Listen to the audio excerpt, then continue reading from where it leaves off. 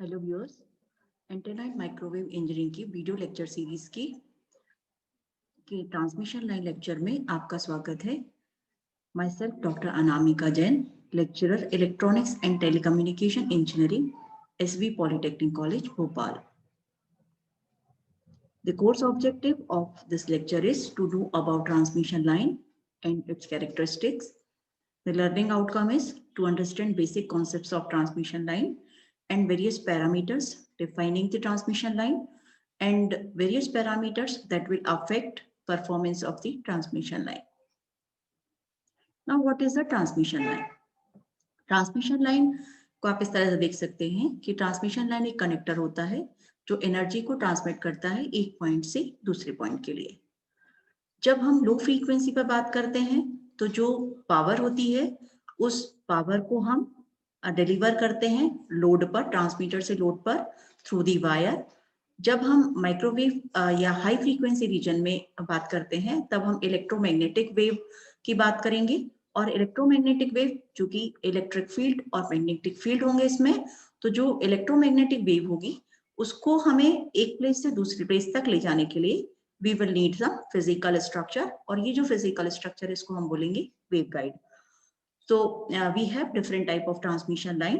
जो पहली transmission line है वो है two wire parallel transmission line, जिसे आप आमतौर पर देखते हैं।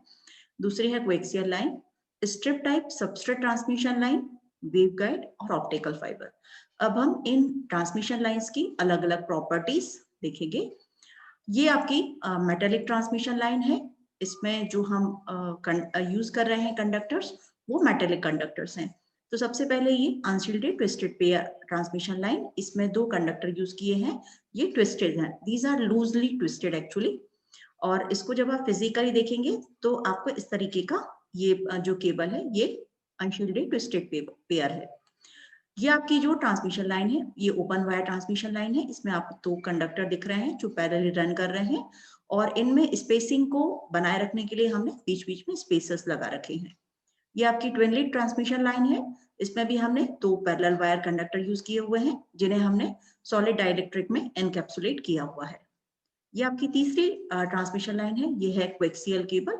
इस कोएक्सियल केबल में हम दो कंडक्टर यूज करेंगे। इसमें जो एक कंडक्टर होगा वो सेंट्रली प्लेस्ड होगा और दूसरा जो होगा वो इसकी जो आउटर सरफेस है वो आपका आउटर कंडक्टर होगा। तो यहाँ सेंट्रली कंडक्टर और एक आउटर कंडक्टर, ये कोएक्सियल केबल है। एक कोएक्सियल केबल को आप इस तरीके से, इसको आप ये दिखेगी आपको कोएक्सियल केबल। ट्रांसमिशन लाइन में कुछ जो प्रॉपर्टीज हैं, मेन प्रॉपर्टीज, जो आपकी पैरेलल वायर ट्रांसमिशन लाइन है इनमें जो भी कंडक्टर्स होंगे वो पैरेलली रन करेंगे, जैसे कि आप यहाँ देख सकते हो। ये जो ट्रांसमिशन लाइन होती है ये किसी भी पर्टिकुलर सिग्नल को प्रोपोगेट कर सकती हैं किसी भी फ्रीक्वेंसी के लिए, लेकिन जब हम इन्हें हाई फ्रीक्वेंसी पर यूज करेंगे तो ये लॉसी हो जाएंगी। इनमें हम नॉर्मली जो सिग्नल यूज करेंगे वो लो या मॉडरेट पावर के होंगे। इसमें सिग्नल डिस्टॉर्शन कम होता है और जो लॉस होगा, मतलब ये वाली जो लाइन होगी आपकी, ये इनमें इंटरफेरेंस भी होगा और इंटरफेरेंस नहीं भी होगा। यदि हम उन्हें प्रॉपर्ली शील्ड कर देते हैं तो इंटरफेरेंस के लिए इम्यून होगी। क्योंकि हम यहाँ पर वोल्टेज या करंट सिग्नल को, जो हमारा सिग्नल होगा वो वोल्टेज या करंट के फॉर्म में होगा, तो यहाँ पर हमारे इलेक्ट्रिक फील्ड कंपोनेंट और मैग्नेटिक फील्ड कंपोनेंट्स नहीं होंगे। मतलब ये जो हमारी जो सिग्नल ट्रांसमिट होगा वो टीईएम मोड में नहीं होगा। ये जो ट्रांसमिशन लाइन है ये आपकी transmission line normally microwave circuits में या जो आपकी प्रिंटेड सर्किट बोर्ड्स हैं इनमें हम जो ट्रांसमिशन लाइन रहते हैं इनको हम सर्किट पर ही, जो आपका पीसीबी है उस पर प्रिंट कर देते हैं। तो ये जो प्रिंटेड फॉर्म होता है यही आपका एक ट्रांसमिशन लाइन की तरह वर्क करता है और इसी लाइन के थ्रू सिग्नल इनपुट से आउटपुट तक आपका ट्रांसमिट हो जाता है। ये आपके अलग अलग इसके फॉर्म है, अलग अलग तरीके से हो सकती है। ये आपका सबस्ट्रेट है। सबस्ट्रेट में हम किस तरीके से जो कंडक्टर है या जो आपकी लाइन है, ट्रांसमिशन लाइन, जो कंडक्टिंग मटेरियल है उसको हम किस तरीके से प्रिंट कर रहे हैं उसके अकॉर्डिंग हमारे पास में अलग अलग टाइप के वेरिएशन है। ये है आपकी माइक्रोस्ट्रिप ट्रांसमिशन लाइन जिसमें हमने ये विड्थ ली हुई है और ये थिकनेस है जो कंडक्टिंग मटेरियल है उसकी। यहाँ स्ट्रिप लाइन है, ये सेंट्रली प्लेस्ड होगी स्ट्रिप लाइन होगी ट्रांसमिशन लाइन। फिर ये आपकी कोप्लानर स्ट्रिप है जिसमें हमने 2 स्ट्रिप्स को मतलब साइड बाय साइड ये रन करेगी पूरे सबस्ट्रेट के ऊपर। और ये आपकी कोप्लानर वेवगाइड है जिसमें एक आपका ये पर्टिकुलर एरिया है और दूसरा ये एरिया है जिसमें हमारा सिग्नल मतलब यहाँ पर आपको एक वेवगाइड का स्ट्रक्चर मिल जाएगा इस पर्टिकुलर प्रिंटेड सर्किट के थ्रू ही। जब हम हाई फ्रीक्वेंसीज पर बात करेंगे तो हमारा सिग्नल नॉर्मली ट्रांसमिट होगा वेवगाइड के थ्रू। तो जो वेवगाइड होती है ये सिंगल हॉलो मेटालिक पाइप होता है जिसको आप इस तरह से देख सकते हैं, यहाँ पर आपको दिख रहा है ये। इसमें जो कंडीशन ये होती है कि जो पर्टिकुलर सिग्नल होता है कट ऑफ फ्रीक्वेंसी से ऊपर की फ्रीक्वेंसीज के ही सिग्नल इसमें ट्रांसमिट होंगे, लोअर फ्रीक्वेंसी के सिग्नल ट्रांसमिट नहीं हो पाएंगे, क्योंकि लोअर फ्रीक्वेंसीज के सिग्नल पर नॉर्मली ये जो वेवगाइड है इसकी डायमेंशन काफी ज्यादा हो जाएगी और फिजिकली उसको बनाना या it will not be physically realisable. इसके अलावा जो आपका इसमें सिग्नल डिस्टॉर्शन नहीं होता है, नॉर्मली लॉसलेस केस में ही हमारा सिग्नल इसमें ट्रांसमिट होगा। ये जो आपकी वेवगाइड होगी ये इम्यून होगी इंटरफेरेंस के लिए और इनमें हम लार्ज अमाउंट्स ऑफ पावर के सिग्नल को भी ट्रांसमिट कर सकते हैं। इनमें बहुत कम लॉस होता है as compare to transmission line और कोएक्सियल केबल।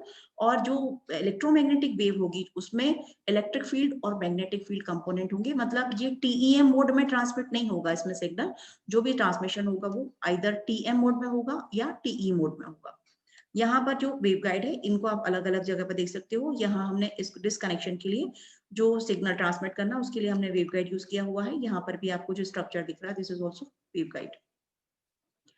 जब हम फाइबर ऑप्टिक कम्युनिकेशन की बात करते हैं, ऑप्टिकल फाइबर कम्युनिकेशन की बात करेंगे तो हमारा जो सिग्नल ट्रांसमिट होता है वो ऑप्टिकल फाइबर केबल के थ्रू होगा। ये फिजिकली आपको इस तरीके से दिखेगी, ये ऑप्टिकल फाइबर है, सिंगल फाइबर आपको जो दिख रहे हैं, ये सिंगल सिंगल जो वायर दिख रहे हैं आपको ब्लू कलर के, ये आपके ऑप्टिकल फाइबर है। और इंटरनली अगर आप दिखेंगे इसमें तो यहाँ पर हमको कोर स्ट्रक्चर मतलब कोर, क्लैडिंग, बफर, जैकेट इस तरीके का स्ट्रक्चर मिलेगा इस पर्टिकुलर ऑप्टिकल फाइबर केबल में। तो जो हमारा सिग्नल ट्रांसमिट होता है वो एक्चुअली कोर के थ्रू होता है। तो इसमें हम एक डाइलेक्ट्रिक रॉड यूज करते हैं, तो जो कोर होता है वो एक डाइलेक्ट्रिक मटेरियल का बना होता है और इसी के थ्रू हम सिग्नल को ट्रांसमिट करते हैं। तो जो फ्रीक्वेंसी होती है जो नॉर्मली ऑप्टिकल फ्रीक्वेंसी के ट्रांसमिशन के लिए हम इसको यूज करते हैं, इसमें बहुत कम लॉस होगा, जो सिग्नल डिस्टॉर्शन होगा वो भी मिनिमल होगा और ये इम्यून होंगे इंटरफेरेंस के लिए। लेकिन हाई पावर सिग्नल ट्रांसमिट हम नहीं कर सकते हैं इसमें। इसमें भी जैसे वेवगाइड में होता था कि आपका जो सिग्नल ट्रांसमिट होता था वो वेव के फॉर्म में होता था, यहाँ पर भी हमको इलेक्ट्रिक फील्ड और मैग्नेटिक फील्ड कंपोनेंट मिलेंगे वेव प्रोपोगेशन के केस में। जो ट्रांसमिशन लाइन है, ट्रांसमिशन लाइन में नॉर्मली हम जो एलिमेंट यूज करेंगे वो हमारे होंगे डिस्ट्रीब्यूटेड सर्किट एलिमेंट्स। नॉर्मली आपके पास में जब भी आप कोई सर्किट एलिमेंट्स देखते हैं सर्किट थ्योरी में, तो रेजिस्टेंस, कैपेसिटेंस और इंडक्टेंस हम यूज करते हैं। ये जो आपके आर, एल और सी होते हैं ये कंसंट्रेटेड होते हैं पर्टिकुलर एरिया में, तो ये लम्प्ड सर्किट कहलाते हैं। इन सर्किट के थ्रू जब हम कोई सर्किट डिजाइन करते हैं इन एलिमेंट्स के थ्रू, तो उस पर्टिकुलर सर्किट में जो सिग्नल होता है वो इनपुट से आउटपुट तक जब ट्रैवल करता है तो वहां पर हम टाइम डिलेस को नॉर्मली निग्लेक्ट कर देते हैं। लेकिन जब हम ट्रांसमिशन लाइन यूज करेंगे तो ट्रांसमिशन लाइन में जो हमारे सर्किट एलिमेंट्स होंगे वो डिस्ट्रीब्यूटेड सर्किट एलिमेंट होंगे और उनके कारण हमको प्रोपोगेशन और टाइम डिले मिलेगा। मतलब हम फेज चेंज वहां पर आएगा, मतलब जो इनपुट आपका सिग्नल होगा जो आउटपुट सिग्नल होगा उसके बीच में कुछ टाइम डिले होगा जिसके कारण हमें फेज चेंज मिलेगा। जो ट्रांसमिशन लाइन थ्योरी होती है basically it is dependent on the wavelength. तो जो भी हमारा सिग्नल ट्रांसमिट होगा उसमें हम जो लेंथ होगी ट्रांसमिशन लाइन की उसको हम जब भी लेंगे तो हम उसको कंपेयर करेंगे विद दी वेवलेंथ। तो वेवलेंथ को आप डिफाइन कैसे कर सकते हैं, lambda is equals to C upon F, जहां सी क्या है, वेलोसिटी है लाइट की और एफ है फ्रीक्वेंसी जो भी हम सिग्नल ट्रांसमिट कर रहे हैं, इधर it can be a voltage और it can be a current. जो ट्रांसमिशन लाइन होती है नॉर्मली इसको हम स्मॉल यूनिट्स में डिवाइड कर देते हैं और उन जो स्मॉल यूनिट्स होती हैं उनको हम लम्प्ड एलिमेंट्स जो सर्किट एलिमेंट्स हैं उनके थ्रू रिप्रेजेंट करते हैं। जब हम कोई ट्रांसमिशन लाइन ऐसी यूज करेंगे जिसको जो हाई फ्रीक्वेंसी पर होगी तो वहां पर नॉर्मली हम उसको एलसी लैडर नेटवर्क के थ्रू उसको रिप्रेजेंट कर सकते हैं और उसमें एलसी लैडर नेटवर्क जो होगा उसमें इंडक्टर जो होंगे वो सीरीज आर्म में होंगे और कैपेसिटर शंट आर्म होंगे। जो इंडक्टेंस और कैपेसिटेंस होंगी, ये आपके अलग अलग पार्ट में, जैसे हमने कोई भी ट्रांसमिशन लाइन उसको हमने सेक्शन में डिवाइड कर दिया, तो उस पर्टिकुलर सेक्शन में जो वेव ट्रैवल कर रही है उसकी जो वेलोसिटी होगी वो इंडक्टेंस और कैपेसिटेंस की वैल्यू के ऊपर डिपेंड करेगी। तो जो टाइम होगा किसी भी पर्टिकुलर एक यूनिट लेंथ की जो ट्रांसमिशन लाइन है उसको ट्रैवल करने के लिए जो टाइम होगा, वेव जो टाइम वेव लेगी, this is equals to under root of LC seconds, और इसकी जो वेलोसिटी होगी, velocity is equals to v is equals to 1/t metre पर सेकेंड। यहाँ पर जो ट्रांसमिशन लाइन होगी, इस पर्टिकुलर ट्रांसमिशन लाइन पर किसी भी एक पॉइंट पर जो जो इम्पीडेंस होगा उसका, वो होगा वोल्टेज उस पर्टिकुलर पॉइंट पर डिवाइडेड बाय करंट उसी पर्टिकुलर पॉइंट पर। तो ये जो आपका Z होगा, it will depends on again L and C, और इसकी जो मेजरमेंट की यूनिट होगी वो ओम होगी। ये जो ट्रांसमिशन लाइन है, जैसे हमने देखा बहुत बेसिक ट्रांसमिशन लाइन है, ये पैरेलल वायर ट्रांसमिशन लाइन है जिसमें हमने दो कंडक्टर यूज किए हुए हैं और जो पैरेलली रन कर रहे हैं। यहाँ पर हमारे पास में दो कंसेंट्रिक सर्कल के, मतलब आपको यहाँ पर जो दो कंडक्टर दिख रहे हैं, इसमें एक सेंट्रली प्लेस्ड है और एक आउटर कंडक्टर है, तो ये कोएक्सियल केबल है, ये आपकी पैरेलल वायर ट्रांसमिशन लाइन है। इसमें जो कैरेक्टरिस्टिक इम्पीडेंस होगा या इस पर्टिकुलर लाइन का जो इम्पीडेंस होगा, this is equals to 276 upon under root K log d/r, जहां पर ये जो d है ये इनके बीच की डिस्टेंस है, और जो r है वो जो पैरेलल वायर के जो कंडक्टर चल रहे हैं इन पर्टिकुलर कंडक्टर की रेडियस है। यहाँ पर भी कोएक्सियल केबल में जब हम दो कंडक्टर यूज कर रहे हैं, तो जो आपका कैरेक्टरिस्टिक इम्पीडेंस होगा या जो इम्पीडेंस होगा इस पर्टिकुलर लाइन का, वो 138 अपॉन अंडर रूट के होगा log ऑफ d1/d2, जहां पर जो d1 है ये आउटर जो आउटर आपका कंडक्टर है उसका डायमीटर है, और जो d2 है वो आपका इनर कंडक्टर का डायमीटर है। यहाँ पर जो k आपको दिख रहा है, this k is equals to जो इंसुलेशन है, जो यहाँ पर हमने इन दोनों पैरेलल वायर लाइन के बीच में जो इंसुलेटर लगा हुआ है, या इस कोएक्सियल केबल और जो इनर कंडक्टर है आउटर कंडक्टर है कोएक्सियल केबल के, इन दोनों के बीच में जो भी इंसुलेशन होगा उसका रिलेटिव परमिटिविटी है उसकी, तो ये रिलेटिव परमिटिविटी है, it is denoted by k। तो जो वेलोसिटी फैक्टर होता है, मतलब इस पर्टिकुलर ट्रांसमिशन लाइन में से जो वेव ट्रैवल करेगी उस पर्टिकुलर वेव की जो वेलोसिटी होगी, it will depend upon the k, this is the permittivity of this dielectric material. So it is the factor of velocity of wave propagation in the particular transmission line divided by the velocity of light in vacuum. So this is the velocity factor. तो normally जब हम transmission line के through कोई भी signal को transmit करते हैं, तो the velocity will be reduced by this particular factor. This is the permittivity. जब जो ट्रांसमिशन लाइन होती है, इनको हम कोई भी कैलकुलेशन करने के लिए हमें कुछ पैरामीटर से इसको डिनोट करना पड़ेगा, और इसको डिनोट करने के लिए हम पैरामीटर्स यूज करते हैं। तो जो हमारे पैरामीटर्स होंगे ये डिस्ट्रीब्यूटेड पैरामीटर्स होंगे, जो इस पर्टिकुलर ट्रांसमिशन लाइन की पूरी लेंथ के में थ्रू आउट डिस्ट्रीब्यूटेड रहेंगे, चाहे वो कोएक्सियल केबल हो चाहे वो पैरेलल वायर लाइन हो। अब यदि मान लीजिए हमने सपोज हमने ये ट्रांसमिशन लाइन ली है जो एक पैरेलल वायर ट्रांसमिशन लाइन है, इसका हमने ये पर्टिकुलर सेक्शन लिया है डेल जेड। इस पर्टिकुलर डेल जेड के लिए हम ये पैरामीटर्स, डिस्ट्रीब्यूटेड पैरामीटर्स को डिफाइन कर सकते हैं। तो हमारा जो पहला पैरामीटर है वो है कैपेसिटेंस, दूसरा है इंडक्टेंस, रेजिस्टेंस और कंडक्टेंस। तो ये चार पैरामीटर से हम किसी भी ट्रांसमिशन लाइन को डिनोट कर सकते हैं। लेकिन इसमें जो कंडीशन होती है डिस्ट्रीब्यूटेड पैरामीटर्स के केस में, कि जो भी हमारे पैरामीटर्स होते हैं they will be defined per unit length, मतलब इनकी जो भी वैल्यू होगी वो पर यूनिट लेंथ हमको डिफाइन करनी पड़ेगी। जैसे कैपेसिटेंस है, सो कैपेसिटेंस की वैल्यू हम फैराड में नापेंगे, so capacitance will be in farad per metre, inductance in henry per metre, resistance in ohm per metre, और कंडक्टेंस भी मो पर मीटर। जो ट्रांसमिशन लाइन होती है इसमें हमें दो टाइप के पैरामीटर्स मिलेंगे, पहले होंगे प्राइमरी कांस्टेंट्स और दूसरे होंगे सेकेंडरी कांस्टेंट्स। तो जो प्राइमरी कांस्टेंट्स होते हैं वो आपके RLGC होते हैं, जिनके थ्रू हम उस पर्टिकुलर ट्रांसमिशन लाइन को रिप्रेजेंट कर रहे हैं। दूसरे जो आपके ट्रांसमीटर है, जो कांस्टेंट्स हैं वो है आपके सेकेंडरी कांस्टेंट, और ये जो सेकेंडरी कांस्टेंट होते हैं इनको ट्रांसमिशन लाइन पैरामीटर्स भी बोलते हैं, क्योंकि ये ट्रांसमिशन लाइन की कैरेक्टरिस्टिक को डिफाइन करते हैं।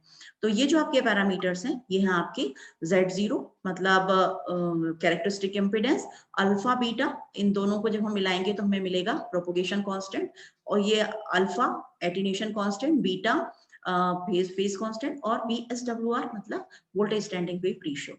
जैसे कि नॉर्मल सर्किट में होता है कि जब हमें कोई भी पर्टिकुलर सर्किट के through signal maximum power transfer करनी होती है लोड के लिए, तो जो मैक्सिमम पावर ट्रांसफर की कंडीशन होती है वो होती है ZL इक्वल्स टू Z0। तो यहाँ पर भी ट्रांसमिशन लाइन के केस में भी जब आपका लोड इम्पीडेंस ट्रांसमिशन लाइन के इम्पीडेंस के बराबर हो जाएगा, तब हमें मैक्सिमम पावर ट्रांसफर होगी लोड में, और उस टाइम पर कंडीशन ये होगी कि वहां पर कोई रिफ्लेक्शन नहीं होगा।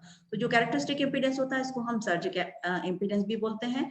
और इसमें आपके जो पैरामीटर्स हमने दिखाए यहाँ पर, प्राइमरी इलेक्ट्रिकल कांस्टेंट RLGC, तो इनमें जो हमारे R और G, ये तो हमारे लॉसी मतलब इनके थ्रू एनर्जी डिसिपेट होती है और ये लॉस एक्चुअली क्रिएट करते हैं।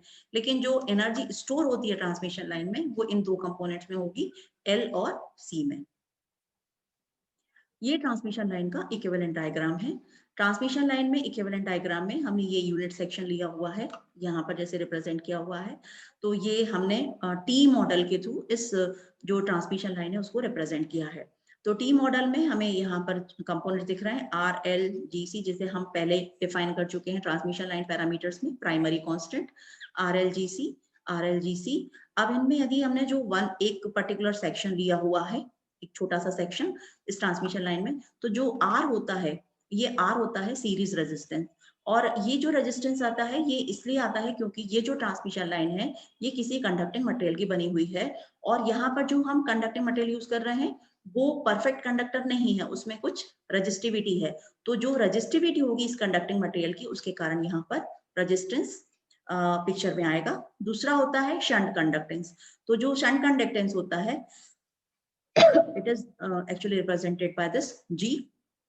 ये होता है कि आपके पास में जो ट्रांसमिशन लाइन है, यहाँ हमने पैरेलल वायर ट्रांसमिशन लाइन ली है और इनके बीच में हमने डाइलेक्ट्रिक यूज किया हुआ है।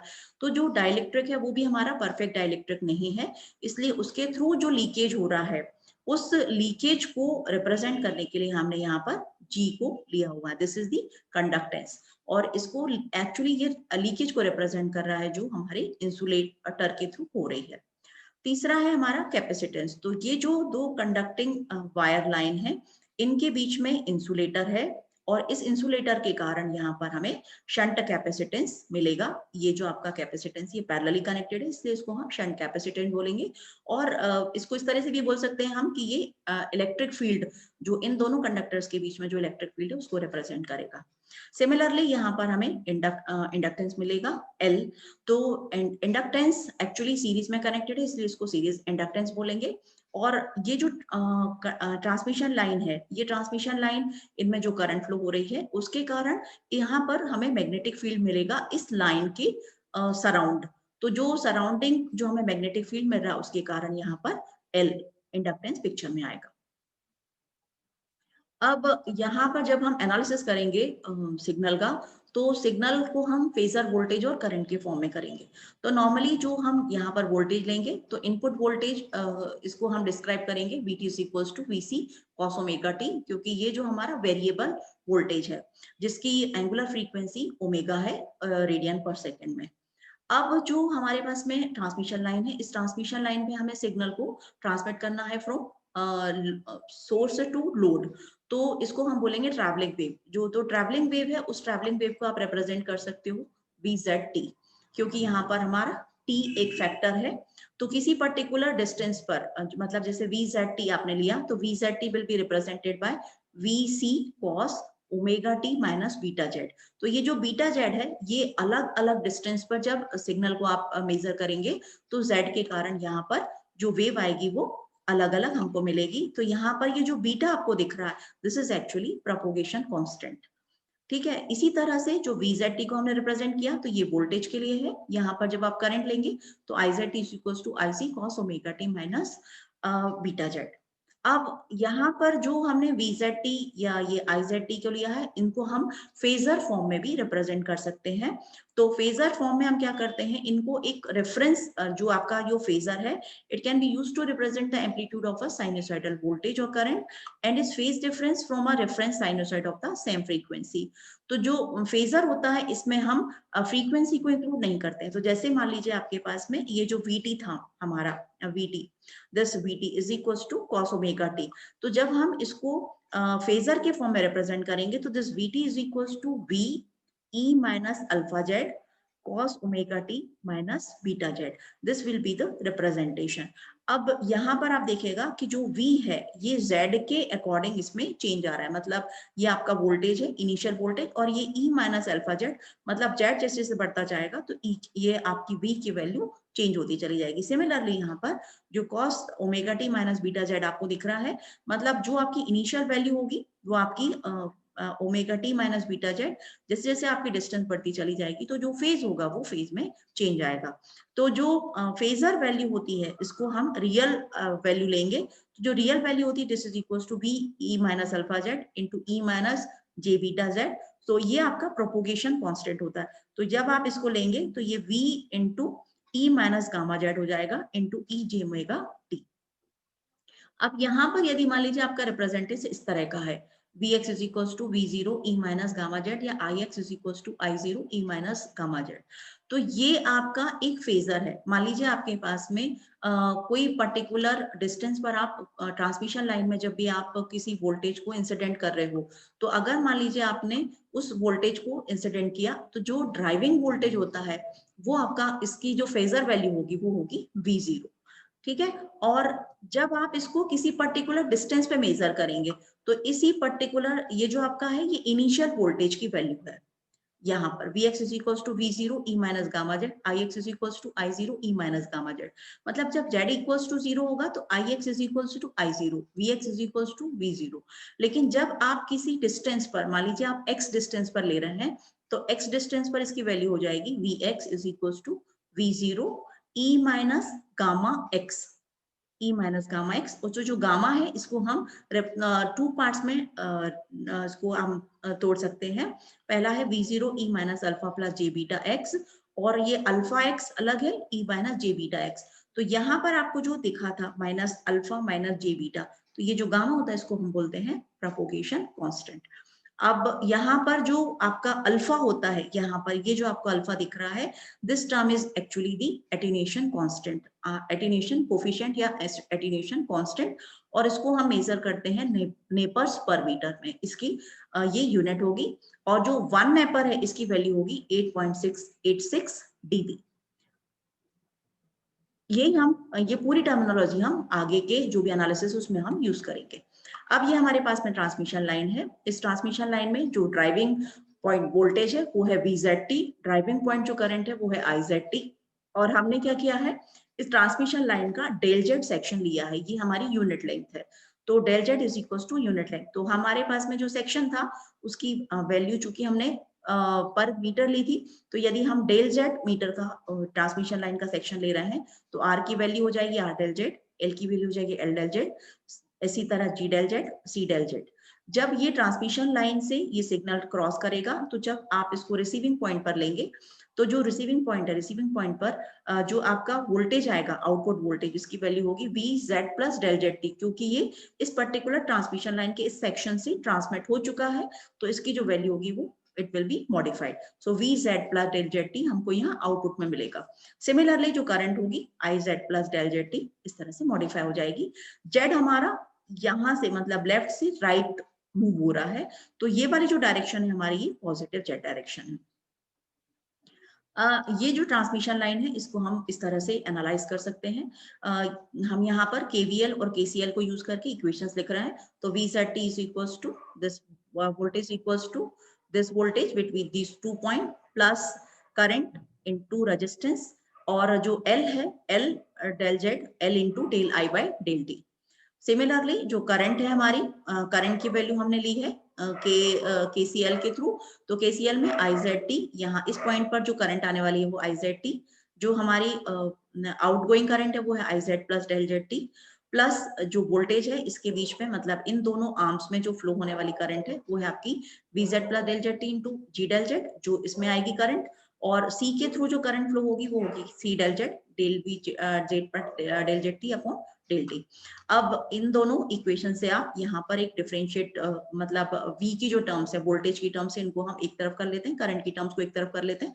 तो VZ plus del Z T minus VZT इन दोनों टर्म से, IZT plus IZ plus del Z T minus IZT del Z, ये दोनों टर्म से।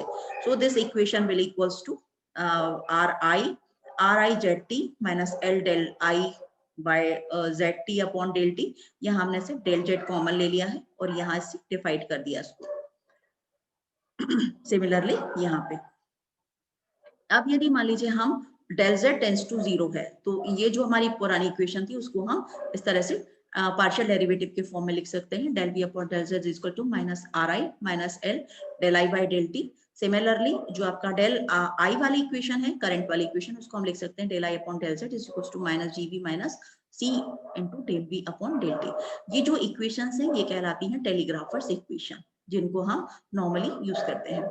अब इन दोनों इक्वेशंस को हम कंबाइन कर देते हैं और इनका डेरिवेटिव लेते हैं, second derivative. So with respect to Z, तो del square V upon del Z square is equals to minus R del I upon del Z minus L del upon del Z of del I by del T. इनका हम यहाँ पर इस particular point पर हम इनका जो order है डेरिवेटिव्स का उसको हम चेंज कर देते हैं। तो हमारे पास में जो इक्वेशन आएगी minus R del I upon del Z minus L del upon del T, यहाँ पर हमने ऑर्डर चेंज कर दिया है into del I upon del Z T. अब यहाँ जो इक्वेशन हमारी आ गई वो आ गई माइनस आर, यहाँ जो del I by del Z है ये वैल्यू हमने यहाँ से पुट कर दी है, ये इक्वेशन की जो वैल्यू थी इसको हम यहाँ से यहाँ ले गए हैं ये। सिमिलरली जो आपके पास में del I by del Z है इसकी वैल्यू हमने यहाँ लिख ली। अब जो आपके पास में फाइनली जो इक्वेशन आ गई हमारी वो आ गई del square V upon del Z square minus R minus G V minus C del V upon del T minus L minus G del V upon del T minus C del square V upon del T square. अब हमने जो equation थी उसको हमने combine कर लिया, तो हमारे पास में ये सेकेंड डेरिवेटिव के फॉर्म में ये इक्वेशन हमको मिल गई है। अब जो इक्वेशन है ये हमने वोल्टेज के लिए लिखी है, इसी तरह से हम करंट के लिए भी सेम इक्वेशन लिख सकते हैं। अब जो हमारे पास में V है, जैसे हमने पहले डिस्कस किया था पिछली स्लाइड्स में कि जो V होता है हमारा वो एक साइनोसॉइडल फॉर्म में होगा। तो जो हमारी टाइम हार्मोनिक वेव होगी इसको हम इस तरह से रिप्रेजेंट कर सकते हैं, del square V upon del Z square. इसको जो ये वाली जो इक्वेशन है इसको टाइम हार्मोनिक फॉर्म में जब हम लिखेंगे तो ये हो जाएगी हमारी D square V upon D Z square minus R G B, phasor form में आ गया ये R C plus L G. यहाँ del V upon del T, जब आप किसी साइनोसॉइडल सिग्नल को डिफरेंशिएट करेंगे विद रिस्पेक्ट टू टू तो यहाँ पर आएगा आपका जे ओमेगा वी। सिमिलरली अगर आप उसको सेकेंड ऑर्डर डेरिवेटिव इसका ले रहे हैं तो minus L C minus omega square V. Sorry, इस इक्वेशन को आप कंबाइन कर दीजिए। So D square V upon D Z square is equals to R G V plus J omega R C plus L G V minus omega square L C V. यहाँ जो हमारा second term थी उसको हम इस तरह से represent कर सकते हैं, R G plus G omega R C plus L G minus omega square L C. इसको हम इस तरह से डिकम्पोज कर सकते हैं, R plus G omega L और जी प्लस जी ओमेगा सी। अब यहाँ आप देखिएगा कि जो R plus G omega L वाला कंपोनेंट है ये हमारा सीरीज आर्म में कनेक्टेड है, तो इसको हम बोलते हैं सीरीज इम्पेडेंस, और इसको भी हम पर यूनिट लेंथ मेजर करेंगे।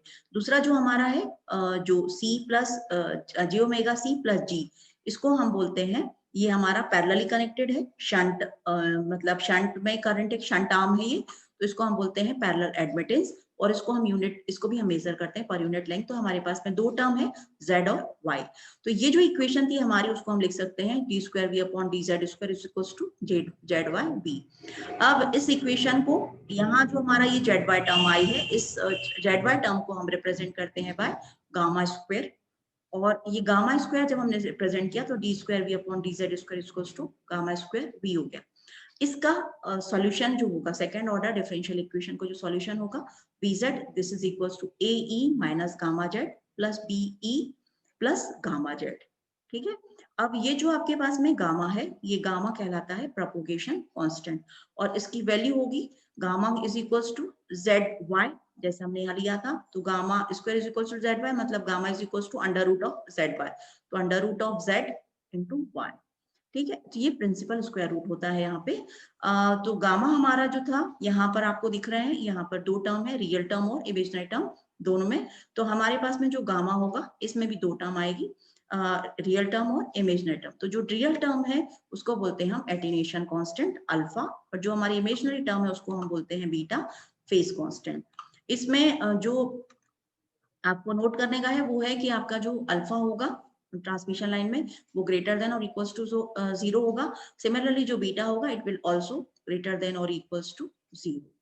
इस जो इक्वेशन है आपकी, इसको हमने ये आपका कॉम्प्लेक्स फॉर्म में है, इसको हम कॉम्प्लेक्स फॉर्म की बजाय हम इसको पोलर फॉर्म में भी लिख सकते हैं। तो जब आप अंडर रूट जेड को पोलर फॉर्म में लिखेंगे तो पोलर फॉर्म में this is equals to magnitude of Z into angle of Z. So magnitude of under root Z is equals to magnitude of under root Z, मतलब यदि आप इसको under root Z को represent करेंगे polar form में तो this is equals to under root of Z magnitude form, और इसका ये आपका पोलर मतलब फेस एंगल जो होगा ई जे थीटा बाय 2।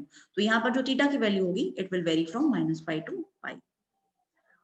ये जो ट्रांसमिशन लाइन है, इस ट्रांसमिशन लाइन में जैसे हमने लास्ट स्लाइड्स में देखा था कि जब हम इसको फेजर के फॉर्म में रिप्रेजेंट करते हैं तो जो हमारे पास में वेव है, जो फॉरवर्ड ट्रेवलिंग वेव है, उसको हम रिप्रेजेंट करेंगे by v plus Z is equals to v0 plus E minus gamma Z. चूंकि ये फॉरवर्ड ट्रेवलिंग वेव है और ये पॉजिटिव डायरेक्शन में मतलब लेफ्ट से राइट की तरफ ट्रेवल कर रही है। तो जो इसको है ई माइनस गामा जेड, इसको हमने दो पार्ट्स में डिवाइड कर लिया, मतलब जो हमारा अल्फा प्लस जे बीटा वाला पार्ट था तो v0 plus is equals to E minus alpha Z into E minus J beta Z. अब जो आपकी v प्लस जेड टी की वैल्यू आएगी, v प्लस जेड टी की वैल्यू आपकी होगी, वो होगी आपकी real form of this particular value, मतलब real form of v0 plus E minus gamma Z into E J omega T. इसका जो रियल टर्म होगी that is equals to v plus Z T. तो आप इसको जब रिप्रेजेंट करोगे तो real v0 plus E J five, ये इसका पोलर फॉर्म में है, E minus alpha Z E minus J beta Z into E J gamma T.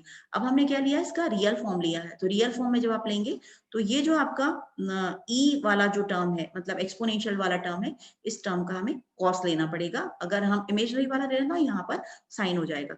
तो this is equals to v0 plus magnitude E minus alpha Z, ये attenuation constant के term में हमारी exponential wave form cos omega T minus beta Z plus 5, ये आपका इस वाले term से आया omega T minus beta Z plus 5।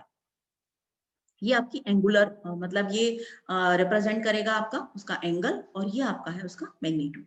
अब यहाँ पर आप देखिएगा कि जब आपका t इज इक्वल टू 0 है तो जो आपका मैग्नीट्यूड है, जो भी आपका वोल्टेज है, उसका मैग्नीट्यूड यहाँ पर मैक्सिमम होगा। और ये जो वेव है आपकी, ये वेव पॉजिटिव डायरेक्शन में जब ट्रैवल कर रही है तो इसके ट्रैवलिंग के साथ में जैसे जैसे आगे बढ़ती चली जा रही है वैसा इसका जो एम्पलीट्यूड है वो धीमे धीमे डिके हो रहा है। और ये जो डिके है वो एक्सपोनेंशियल है यहाँ पर, जिस तरीके से ये, तो जो v0 प्लस है this is maximum, this is the point, और e माइनस अल्फा जेड ये जो आपका इसका जो स्लोप है, slope will be defined by this alpha. तो यहाँ पर आपकी जो वेव है, यहाँ पर वेव में रिपीटिशन तो है, तो जो वेव का रिपीटिशन है that is equals to B lambda G is equals to 2 pi. तो यहाँ पर हम पीक से पीक की वैल्यू लेंगे। तो जब आप पीक से पीक की वैल्यू लेंगे तो this is known as guided wavelength. So guided wavelength lambda G is equals to 2 pi by beta, या beta is equals to 2 pi upon lambda G. अब फेज वेलोसिटी क्या होती है, तो फेज वेलोसिटी में यदि मान लीजिए आपने कोई फिक्स पॉइंट लिया इस पर्टिकुलर वेव पर, तो उस पर्टिकुलर वेव का अगर उस पर्टिकुलर एक फिक्स पॉइंट को यदि आप ट्रैक कर रहे हैं तो उसकी जो वेलोसिटी होगी वो हमारी फेज वेलोसिटी कहलाएगी, जिस हिसाब से वो फेज में चेंज हो रहा है। यहाँ पर आपके पास में हमने ये जो पॉइंट लिया है वो ये वाला है, मतलब जो आपका सेकेंड पीक है उसको हमने लिया हुआ है, और इस पॉइंट की जो वेलोसिटी होगी उसको हम फेज वेलोसिटी बोलेंगे। तो फेज वेलोसिटी में v प्लस जेड टी जैसे हमने पहले लिया था, v plus Z T is equal to v0 plus E minus alpha Z cos omega T minus beta Z plus 5। अब यहाँ पर जो ये जो फेज है ये कांस्टेंट है, तो omega T minus beta Z is equal to constant. तो यहाँ पर इसको आप डिफरेंशिएट करेंगे तो omega minus beta D Z upon D T is equal to 0, तो D Z upon D T is equal to omega by beta. तो ये आपकी जो वेलोसिटी है, मतलब जो चेंज हो रहा है with time, this is known as the phase velocity. तो phase velocity is equal to omega by beta. इसको एक्सपांडेड फॉर्म में अगर आप लिखेंगे तो omega upon imaginary part of this gamma r plus G omega L into J plus G omega C का under root. तो ये इसका इमेजनरी पार्ट है, रियल पार्ट में हमने वेलोसिटी लिख लिया। अब यदि मान लीजिए आपने कोई ट्रांसमिशन लाइन ली है, जैसे ये हमारी ट्रांसमिशन लाइन का सेक्शन है, यदि ये ट्रांसमिशन लाइन में अगर हम लॉसलेस कंडीशन लिखते हैं, तो लॉसलेस में जैसे मैं पहले डिस्कस किया है कि जो लॉस होता है एक्चुअली वो होता है रेजिस्टेंस के कारण और कंडक्टेंस के कारण, क्योंकि हमारा जो ये ट्रांसमिशन लाइन है, ये जो कंडक्टर है ये परफेक्ट कंडक्टर नहीं है, और दूसरा इन दोनों के बीच में जो इंसुलेटर है वो परफेक्ट इंसुलेटर नहीं है। लेकिन यदि मान लीजिए आइडियल कंडीशन में जो हमारा इंसुलेटर है वो परफेक्ट इंसुलेटर है और जो कंडक्टर है वो परफेक्ट कंडक्टर है, तो उस केस में R इज इक्वल टू 0 हो जाएगा और G इक्वल टू 0 हो जाएगा। इस जब हम लॉसलेस ट्रांसमिशन लाइन लेंगे, मतलब कंडीशन में R इज इक्वल टू 0 और G इक्वल टू 0 करेंगे, तो जो हमारी गामा की वैल्यू आएगी वो अल्फा प्लस जे बीटा में, आप इन दोनों इसमें अगर जो फॉर्मूला है इसमें अगर आप इसको R और G को पुट कर देंगे तो हमें जो वैल्यू मिलेगी that is equal to J omega under root of LC। अब यहाँ पर आप देखिएगा कि आपको सिर्फ इमेजिनरी टर्म मिल रही है, इसका मतलब है कि यहाँ अल्फा की जो वैल्यू होगी अल्फा इक्वल्स टू 0 होगा और J beta is equals to J omega under root LC, मतलब beta is equals to omega under root LC। तो जो VP होगा मतलब फेज वेलोसिटी होगी, this is equals to omega upon beta. तो जो ओमेगा अपॉन बीटा आप लेंगे तो यहाँ पर जो आपकी फेज वेलोसिटी आएगी this is equals to 1 upon under root of LC। यहाँ पर आपको कोई फ्रीक्वेंसी टर्म नहीं दिख रही है, इसका मतलब जो फेज वेलोसिटी होगी उस पर्टिकुलर वेव की, it will be independent of the frequency. Similarly अगर आप यहाँ पर Z0 लेंगे, मतलब जो इम्पीडेंस है उस ट्रांसमिशन लाइन का, मतलब लॉसलेस ट्रांसमिशन लाइन के लिए, तब जो इम्पीडेंस होता है that is equals to Z by Y. तो जेड अपॉन वाई आपका जो ट्रांसमिशन लाइन का इम्पीडेंस है, जेड अपॉन वाई, इसमें भी हमने अगर आर और जी को 0 कर दिया तो जो जेड 0 की वैल्यू आएगी it is equals to under root of L upon C. अब ये जो एल और सी है एक्चुअली, तो जो इंडक्टर है ये भी आपकी उस पर्टिकुलर जो कंडक्टर है उस कंडक्टर के मीडियम के ऊपर डिपेंड कर, मतलब जिस पर्टिकुलर मीडियम में आपका वो कंडक्टर है उस पर डिपेंड करेगा। जो इंसुलेटर है उनके बीच में भी जो आपका इंसुलेशन है उसके मटेरियल के ऊपर आपका सी डिपेंड करेगा। तो इंडक्टर और कैपेसिटर चूंकि किसके ऊपर डिपेंड कर रहे हैं, म्यू और ई के ऊपर, परमिटिविटी और परमेबिलिटी के ऊपर। तो डाइलेक्ट्रिक मीडियम में जो आपकी स्पीड ऑफ लाइट होगी वो होगी C D is equal to 1 upon under root of mu E. तो जो आपकी फेज वेलोसिटी है that will be same as the speed of light in a dielectric medium. ये वोल्टेज और करंट का एक्सप्रेशन है ट्रांसमिशन लाइन के बीच में। इसमें हमने दो वेव कंसीडर की हुई है। मान लीजिए हमारे पास में जो ट्रांसमिशन लाइन है, इस ट्रांसमिशन लाइन पर दोनों वेव है, मतलब एक वेव जो हमारी फॉरवर्ड वेव है, मतलब जो सोर्स अगर हम यहाँ कनेक्ट करते हैं सोर्स और यहाँ लोड है तो सोर्स से लोड की तरफ जा रही है। दूसरी है आपकी ट्रांसमिशन लाइन, मतलब दूसरी वेव जो लोड से वापस सोर्स की तरफ जा रही है। तो यहाँ पर हमको दो तरीके की वेव मिलेगी, पहली होगी हमारी फॉरवर्ड वेव, दूसरी होगी हमारी बैकवर्ड वेव। तो इस पर्टिकुलर ट्रांसमिशन लाइन पर जो यहाँ से यहाँ तक है, इस ट्रांसमिशन लाइन पर आप किसी भी पर्टिकुलर पॉइंट पर अगर आप वोल्टेज या करंट की वैल्यू नोट करेंगे तो वो आपकी वोल्टेज और करंट की वैल्यू इन दोनों वेव के जो एम्पलीट्यूड होगी उन दोनों के समीशन के बराबर होगी। तो जो VZ होगा, VZ is equal to V0 plus E minus gamma Z, ये आपकी फॉरवर्ड वेव का एम्पलीट्यूड है। और जो आपका V0 माइनस ई गामा जेड है ये आपका बैकवर्ड वेव का है। तो फॉरवर्ड वेव और बैकवर्ड वेव इन दोनों के वोल्टेज का जो समीशन होगा that will be the voltage at any particular point in the transmission line. Similarly यदि आप करंट देखोगे तो करंट इज इक्वल टू जाएगा जो आपका ये V है, V के वैल्यू डिवाइडेड बाय इम्पीडेंस। तो जो एक्चुअली यहाँ पर जब करंट आप लेंगे तो करंट में क्या होगा कि जो आपका करंट है फॉरवर्ड वेव के कारण तो वो यहाँ जा रहा है लेफ्ट टू राइट, लेकिन जब आप बैकवर्ड वेव लेंगे तो जो आपकी करंट की पोजीशन होगी, करंट की डायरेक्शन होगी वो राइट टू लेफ्ट होगी। तो यहाँ पर हमको एक माइनस साइन मिल जाएगा यहाँ पर। तो करंट में फॉरवर्ड वेव का करंट माइनस रिवर्स वेव का बैकवर्ड वेव का current is equal to I Z, total IZ.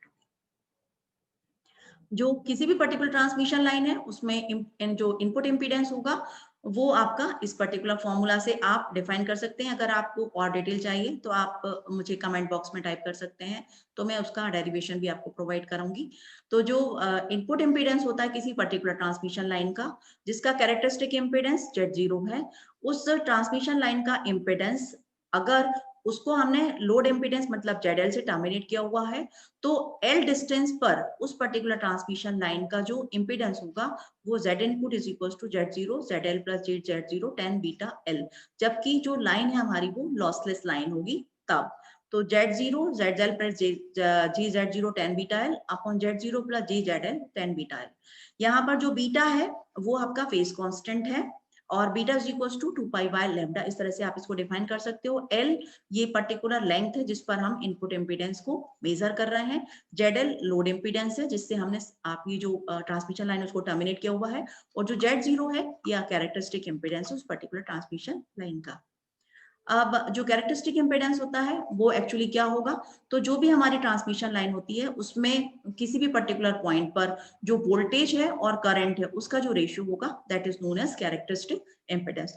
तो हमने जैसे देखा कि जो हमारे पास में अगर हम इसमें कैरेक्टरिस्टिक इम्पीडेंस हम मेजर करते हैं तो हम एक वेव लेते हैं, मतलब या तो हम फॉरवर्ड वेव लेंगे या रिवर्स वेव। तो हम यहाँ पर फॉरवर्ड वेव को कंसीडर कर रहे हैं जो हमारी पॉजिटिव जेड डायरेक्शन में ट्रेवल कर रही है।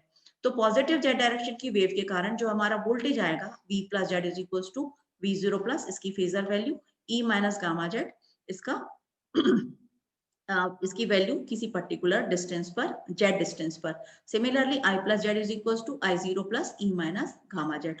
तो जो हमारा कैरेक्टरिस्टिक इम्पीडेंस होगा, characteristic impedance is equals to V plus Z upon I plus Z.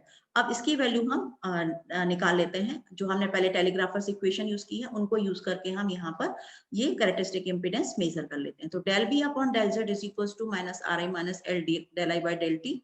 चूंकि हम हार्मोनिक ले रहे हैं इसलिए यहाँ पर dv upon dz minus R I minus G omega L I. तो जो r plus G omega L है इसको हम रिप्रेजेंट कर सकते हैं बाय z।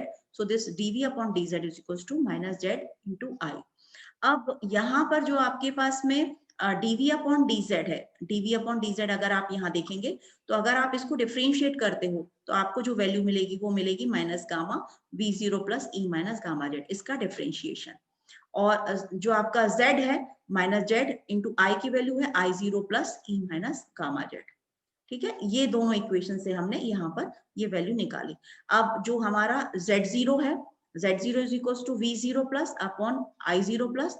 तो V0 plus upon I0 plus is equal to आप करेंगे तो Z अपॉन गामा, और गामा की value under root of Z Y, तो यहाँ पर Z0 की वैल्यू आएगी आपकी under root of Z Y. तो Z की वैल्यू हमारी r plus J omega L, Y की value g plus J omega C. तो Z0 is equal to under root of r plus J omega L upon g plus J omega C. यहाँ पर आप देखिएगा कि जो Z0 है ये एक नंबर है, ये Z का फंक्शन नहीं है। यहाँ पर कहीं पर भी आपको Z नहीं दिखेगा, मतलब ये Z के ऊपर डिपेंड नहीं करता है कि आप यहाँ मेजर कर रहे हो, यहाँ मेजर कर रहे हो, यहाँ मेजर कर रहे हो। किस पर्टिकुलर पॉइंट पर मेजर कर सकते हो, आप किसी भी पर्टिकुलर पॉइंट पर मेजर कर सकते हो, लेकिन जिस पर्टिकुलर पॉइंट पर आप मेजर कर रहे हो, मान लीजिए आप यहाँ इस पर्टिकुलर पॉइंट पर मेजर कर रहे हो, तो इस पर्टिकुलर पॉइंट पर ही आपको वोल्टेज लेना पड़ेगा और इसी पर्टिकुलर पॉइंट पर करंट लेनी पड़ेगी। मतलब रेशियो आपको एक ही पॉइंट पर लेना पड़ेगा, आप पॉइंट चेंज नहीं करेंगे। कैरेक्टरिस्टिक इम्पीडेंस के बारे में कुछ खास चीजें हैं। ये जो कैरेक्टरिस्टिक इम्पीडेंस होता है ये मैग्नीट्यूड, वोल्टेज मैग्नीट्यूड और करंट मैग्नीट्यूड का रेशियो होता है। जबकि आपकी जो ट्रांसमिशन लाइन है वो इनफाइनाइट ट्रांसमिशन लाइन है और उसमें कंडीशन ये है कि उसमें कोई रिफ्लेक्शन वेव नहीं है, मतलब वहां पर कोई रिफ्लेक्शन नहीं हो रहा है। तो जैसे हमने पहले देखा कि जो आपका कैरेक्टरिस्टिक इम्पीडेंस है this is equals to square root of series impedance. ये सीरीज इम्पीडेंस है क्योंकि ये दोनों आपकी जो कंपोनेंट है ये सीरीज में कनेक्टेड है, डिवाइडेड बाय शंट एडमिटेंस, जो आपकी दोनों कंपोनेंट है ये पैरेलल में शंट आर्म में कनेक्टेड है। So this is Z0 is equals to under root of Z by. इस कैरेक्टरिस्टिक इम्पीडेंस को आप और एक अलग तरीके से भी डिफाइन कर सकते हो। तो कैरेक्टरिस्टिक इम्पीडेंस को आप डिफाइन कर सकते हो यदि आपके पास में जो ट्रांसमिशन लाइन है, यदि ये इनफाइनाइट लेंथ की ट्रांसमिशन लाइन है तो उसका जो इनपुट इम्पीडेंस होगा वो पर्टिकुलर इम्पीडेंस जो आपका होगा वो कैरेक्टरिस्टिक इम्पीडेंस कहलाएगा, पहला। दूसरा क्या होता है, यदि आपने कोई फाइनाइट लेंथ की ट्रांसमिशन लाइन ली है और फाइनाइट लेंथ की ट्रांसमिशन लाइन में यदि आपने उसको लोड एंड पर, मतलब इस वाले एंड पर यदि आपने उसको लोड इम्पीडेंस से टर्मिनेट कर दिया, तब उसका जो इनपुट इम्पीडेंस होगा that is equals to characteristic impedance. तो दोनों ही डेफिनेशन आपको मिलेगी। पहली डेफिनेशन कि आपका एक इनफाइनाइट लेंथ की ट्रांसमिशन लाइन है, उसका जो इनपुट इम्पीडेंस होगा that is equals to characteristic impedance. दूसरा, कोई फाइनाइट लेंथ की ट्रांसमिशन लाइन है, उसको यदि आपने कैरेक्टरिस्टिक इम्पीडेंस से यदि टर्मिनेट कर दिया है तो उसका जो इनपुट इम्पीडेंस होगा that is equals to the characteristic impedance. इसमें जो खास चीज है वो ये है कि जो आपका Z0 होता है, मतलब कैरेक्टरिस्टिक इम्पीडेंस होता है, ये रेशियो होता है वोल्टेज और करंट के बीच का, ये तो क्लियर है। लेकिन इसमें ये जो रेशियो होता है it will not depends on line geometry और डाइलेक्ट्रिक। यहाँ पर आपको ना तो लाइन की ज्योमेट्री दिखेगी और ये क्या करेगा, मतलब यहाँ पर जो आपका कैरेक्टरिस्टिक इम्पीडेंस है ये R plus J omega G plus J omega C के ऊपर डिपेंड कर रहा है। मतलब यहाँ पर जो आपकी लाइन की ज्योमेट्री है या लाइन की आपने मतलब मोटी, मतलब किस तरह से उसका डायमीटर है, उस पे क्या इंडक्टेंस होगा, उसका क्या कैपेसिटेंस होगा, बीच में क्या आपने डाइलेक्ट्रिक यूज किया, उसके ऊपर डिपेंड करेगा, न कि लेंथ के ऊपर। मतलब आप कितनी भी पर्टिकुलर लेंथ की ट्रांसमिशन लाइन हो लेकिन उसका कैरेक्टरिस्टिक इम्पीडेंस आपका फिक्स रहेगा। दूसरी चीज ये होती है कि यहाँ पर इसकी जो यूनिट होगी Z0 की वो ओम्स होगी। जैसे कि आपकी रेजिस्टेंस की यूनिट होती है, इम्पीडेंस की यूनिट होती है ओम, वैसी तरह से इसकी भी जो आपकी यूनिट होगी वो ओम होगी। लेकिन वो जो ओम होगा वो वायर के, जैसे अगर आपने ये सिंगल वायर लिया है तो इसके वायर्स के रेजिस्टेंस से अलग होगा। मतलब इसका जो इम्पीडेंस जैसे आप यहाँ ले रहे हैं, इस वायर का जो आर होगा, ये आपका वायर का आर अलग है, लेकिन जो आपका कैरेक्टरिस्टिक इम्पीडेंस है that is equal to under root of Z upon Y. तो ये आर के इम्पीडेंस से अलग है। ये हमारी कुछ जो हमने अभी तक ट्रांसमिशन लाइन से रिलेटेड फॉर्मूलाज देखे हैं उनकी समरी है। ये हमारे पास में एल लेंथ की ट्रांसमिशन लाइन है जिसमें करंट IZ है, वोल्टेज VZ है। तो यहाँ पर जो VZ है और IZ है, V is equals to forwarding voltage, backward voltage, current, forward current minus backward current, जो प्रोपोगेशन कांस्टेंट है अल्फा प्लस जे बीटा, जो Z0 है कैरेक्टरिस्टिक इम्पीडेंस है under root of Z upon Y, और जो इनपुट इम्पीडेंस है this is equal to Z0 ZL plus Z0 10H gamma L upon Z0 plus ZL 10H gamma L। Guided wavelength जो होगी हमारी वो होगी 2 पाई बाय बीटा, मीटर में हम इसको मापेंगे। फेज वेलोसिटी होगी Vp is equal to omega by beta meter पर सेकेंड। अब लॉसलेस कंडीशन अगर होगी तो लॉसलेस कंडीशन में जो हमारा प्रोपोगेशन कांस्टेंट होगा, ये जो प्रोपोगेशन कांस्टेंट आप यहाँ देख रहे हैं, इसमें अल्फा की वैल्यू 0 हो जाएगी और जो बीटा की वैल्यू होगी this is equal to omega under root LC। इसमें जब आप लॉसलेस कंडीशन ले रहे हैं तब अल्फा की वैल्यू आपकी 0 है। इसका मतलब जो 10H गामा L है, तो 10H गामा L की वैल्यू जाएगी आपकी 10H जे बीटा L, मतलब J10 बीटा L। तो यहाँ पर ये जो आपकी इनपुट इम्पीडेंस की कंडीशन है लॉसलेस के केस में, यहाँ पर आप 10H गामा L को J10 बीटा L से रिप्लेस कर देंगे तो आपका लॉसलेस लाइंस के लिए इनपुट इम्पीडेंस निकल आएगा। अब कंडीशन क्या होती है कि मान लीजिए हमारे पास में ये सोर्स है और लोड है, इनको हमने ट्रांसमिशन लाइन से कनेक्ट किया हुआ है। तो जब हम सोर्स को लोड से कनेक्ट कर रहे हैं ट्रांसमिशन लाइन के थ्रू, तो जो हमारा लोड है उसको इस ट्रांसमिशन लाइन की इम्पीडेंस से मैच करना चाहिए। यदि मान लीजिए यहाँ पर मिसमैचिंग होती है, मतलब ये ट्रांसमिशन लाइन का इम्पीडेंस और लोड का इम्पीडेंस अगर मैच नहीं कर रहा है, तो यहाँ पर क्या होता है कि जो पावर है हमारी वो सोर्स से लोड की तरफ जानी चाहिए कंप्लीट, लेकिन उसमें से कुछ पार्ट होता है वो रिफ्लेक्ट हो जाता है। मतलब जितना अमाउंट में मिसमैचिंग होगी उतना जो हमारी पावर होगी वो रिफ्लेक्ट हो जाएगी, और इस पर्टिकुलर रिफ्लेक्शन के कारण जो आपका मतलब जो लोड पर जो हमें पावर मिलने वाली थी वो कम हो जाएगी। इसके कुछ डिसएडवांटेज है, मतलब हमारे पास में जो ट्रांसमिशन लाइन है वो ट्रांसमिशन लाइन में जो आपके पास में डिसएडवांटेज है, पहला डिसएडवांटेज है कि जो हमारे पास में जितनी हमने पावर दी थी उसका 100% हमारा लोड पे डिलीवर नहीं होगा। दूसरा क्या होगा, जो आपका डाइलेक्ट्रिक है जो टू कंडक्टर्स को सेपरेट कर रहा है, यदि वहां पर हाई VSWR होता है, मतलब यहाँ पर अगर आपकी रिफ्लेक्टिंग पावर ज्यादा है तो वो कोरोना डिस्चार्ज के कारण वो जो आपका डाइलेक्ट्रिक है वो ब्रेक डाउन हो सकता है उसमें। तीसरा है कि जो रिफ्लेक्शन और री रिफ्लेक्शन होते हैं उनके कारण, मतलब एक बार आपकी सिग्नल ट्रांसमिट होकर यहाँ पहुंचा, वापस ये रिफ्लेक्ट हुआ, फिर वापस सोर्स तक पहुंचा, फिर वापस रिफ्लेक्ट हुआ, फिर वापस रिफ्लेक्शन हो, तो रिफ्लेक्शन और रिफ्लेक्शन के कारण यहाँ पर काफी पावर लॉस होगा। अब ये जो रिफ्लेक्शंस होते हैं इनके कारण कई बार घोस्ट इमेजेस भी बनती है।